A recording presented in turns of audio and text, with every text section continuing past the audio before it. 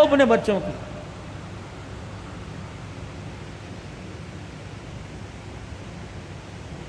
یہ تمہارے ملتان کے اندر مولانا سمیع اللہ ربانی رحمت اللہ علیہ کا انتقال ہوا. مولانا میں ان کے گھر کھانے کے لیے ایک دن ملاقات کے لیے چلا گیا. 12 پتہ نہیں 9 بچے یا 11 بچے، 3 بیٹیاں. اللہ اکبر، سارے عالم، ساری عالمہ حافظ. پھر آگے ان کے پوتے دوتے خاندان میں میل جول والوں میں 65 کے قریب بچے بچیاں تھے. ان میں سے اکثر عالم تھے، باقی سارے حافظ تھے. میں ان کے گھر بیٹھا، بیٹھنے کے لیے کرسی کوئی نہیں، چرپائی ٹوٹی ہوئی، شلوار کسی اور رنگ کی، کرتا کسی اور رنگ کا. ایک پرانی سی پلیٹ میں 4-5 بسکٹ چائے کا کپ آیا اور مجھے کہنے لگے مولوی صاحب ان برتنوں کو نہ دیکھنا، میرے سینے میں جھانک کے دیکھ، میرا دل بڑا سکون میں ہے. الحمدللہ میں نے اپنے بچوں کو قرآن کا حافظ بنایا، عالم بنایا. یہ تو میں نے اس کے گھر کے حالات بتلا دیے. اللہ اکبر، جس دن آج سے 3 سال پہلے دنیا سے جانے کا اس کا وقت آیا، 5 بچے اس وقت گھر میں موجود تھے. کچھ بچے لاہور میں خدمت سر انجام دے رہے ہیں. میرے عزیزو، باپ کی تو بعد میں سناؤں گا، بیٹے کا مولانا عبید اللہ کی سن لو.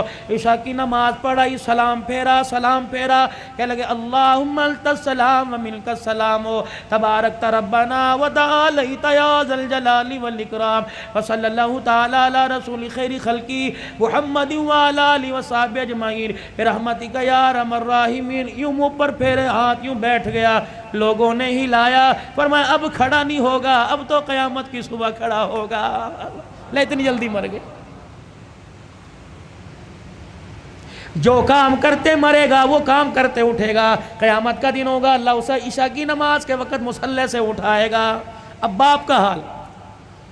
مفتی سیف اللہ صاحب، میں تعزیت کے لیے گیا، مجھے کہنے لگے مولانا ابا جان کا انتقال کیسے ہوا؟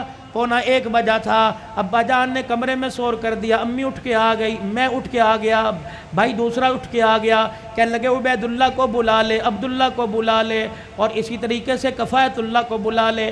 جب 5 بھائی باپ کے کمرے میں 1 بجنے میں 10 منٹ تھے، ہم کمرے میں آئے. کہنے لگے بیٹو مجھے ایک جماعت لینے کے لیے آ رہی ہے. میں تیار ہو کے وضو کر کے بیٹھ گیا. میرے بچوں، میں نے قرآن تمہیں اس دن کے لیے پڑھایا تھا، آج مجھے سارے کے سارے سورہ یاسین پڑھ کے سناؤ.